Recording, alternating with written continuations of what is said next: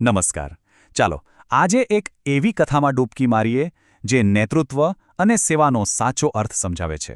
હવે જુઓ, આ વાર્તા ભલે સદીઓ જૂની હોય, પણ એનો જે સંદેશ છે ને એ આજે પણ એટલો જ શક્તિશાળી અને પ્રસ્તુત છે. તો ચાલો શરૂ કરીએ. આખી વાતનો જે પાયો છે ને એ એક બહુ જ મૂળભૂત સવાલ પર છે કે ભાઈ સાચો વારસદાર બનવા માટેની લાયકાત શું હોવી જોઈએ. શું એ જન્મથી મળે, વંશના આધારે, કે પછી એને નિસ્વાર્થ કામ કરીને કમાવી પડે? આ સવાલ જ આખી વાર્તાનો સાર છે. તો વાર્તા શરૂ થાય છે ગુરુ નાનકજીના જીવનના એ તબક્કાથી, જ્યારે એમની સામે એક બહુ જ મોટી મૂંઝવણ આવીને ઊભી રહી હતી. એક એવો નિર્ણય જે ખૂબ જ ગંભીર હતો. ગુરુ નાનકજીને ખ્યાલ આવી ગયો હતો કે હવે એમનો સમય નજીક આવી રહ્યો છે, અને એમની સામે સૌથી મોટો સવાલ એ હતો કે એમના પછી એમના જ્ઞાન અને સેવાની આ જે મશાલ છે એને કોણ આગળ લઈ જશે, કોણ એને પ્રજ્વલિત રાખશે? કારણ કે આ કોઈ નાનો સૂનો નિર્ણય નહોતો. આ તો આવનારી પેઢીઓનું ભવિષ્ય નક્કી કરનારો નિર્ણય હતો. હવે આટલો મોટો નિર્ણય લેવાનો હતો, બરાબર, તો એના માટે ગુરુ નાનકજીએ જે રસ્તો પસંદ કર્યો ને એની તો કોઈએ કલ્પના પણ નહોતી કરી. કોઈ મોટી જ્ઞાનગોષ્ઠી નહીં, કોઈ શાસ્ત્રાર્થ નહીં, પણ એક એવી અજીબ પરીક્ષા જેણે બધાને વિચારતા કરી દીધા, ખરેખર. અને એ પરીક્ષા શું હતી ખબર છે? એ ખૂબ જ ગંદી, મેલીઘેલી ગૌશાળાને સાફ કરવાની. હા, બસ આટલું જ. એક એવું કામ જેને લોકો સામાન્ય રીતે સાવ તુચ્છ ગણે, નીચું ગણે. કોઈ વિચારી પર શકે કે આટલા મોટા આધ્યાત્મિક વારસાનો નિર્ણય આવા કામ પરથી લેવાશે? તો હવે આ પરીક્ષા માટે બે મુખ્ય ઉમેદવારો હતા.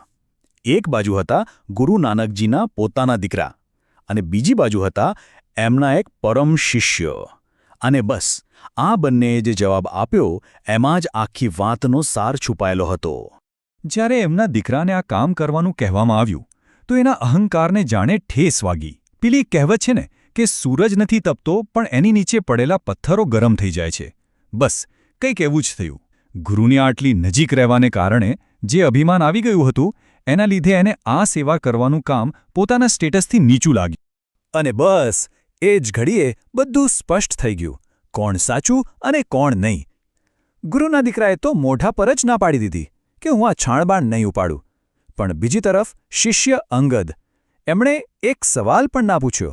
એક સેકન્ડનો પણ વિચાર કર્યા વગર તરત જ ટોપલા માથે ઉપાડી લીધા અને ગૌશાળા સાફ કરવામાં લાગી ગયા. અંગદની આ જે નિસ્વાર્થ સેવા હતી ને એણે બધું નક્કી કરી નાખ્યું.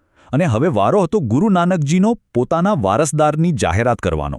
પણ એમણે આ જાહેરાત શબ્દોથી ના કરી, પણ એવા કાર્યોથી કરી જેનો અર્થ સદીઓ સુધી યાદ રહેશે. એ દ્રશ્ય કેવું હશે વિચારી તો જુઓ. અંગદ ગંદકીનો છેલ્લો ટોપલો માથે લઈને આવી રહ્યા છે અને સામેથી ખુદ ગુરુ નાનકજી એમની પાસે આવે છે. પોતાના અંગવસ્ત્રથી અંગદના ચહેરા પર લાગેલી ગંદકી સાફ કરે છે અને પછી પોતાની પાઘડી, જેમના માન સન્માનનું પ્રતીક હતી, એ ઉતારીને અંગદના માથે મૂકી દે છે. અને પછી ગૌરવથી કહે છે, આજથી તું મારો અંગ છે, તું જ મારો વારસદાર છે. હવે આ બધું જોઈને દીકરાથી તો રહેવાયું નહીં.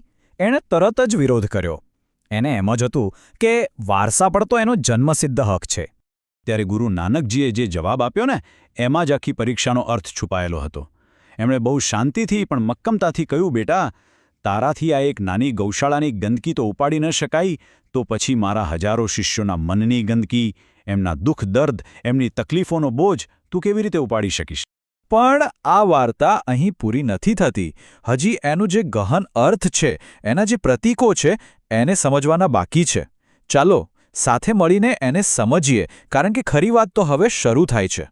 એ તો સ્પષ્ટ જ છે કે ગૌશાળાની જે ગંદકી હતી એ ખાલી માટી કે છાણ નહોતું. ના, એ તો એક બહુ મોટું પ્રતીક હતું. એ પ્રતીક હતું લોકોના દુઃખનું, એમની ચિંતાઓનું અને સમાજમાં ફેલાયેલી બુરાઈઓનું. એટલે કે સાચી સેવાનો મતલબ શું થયો? એનો મતલબ થયો બીજાના બોજને પોતાનો સમજવાની તૈયારી, બીજાના દુઃખ દર્દ અને તકલીફોની જે ગંદકી છે એને સાફ કરવા માટે આગળ આવવાની હિંમત.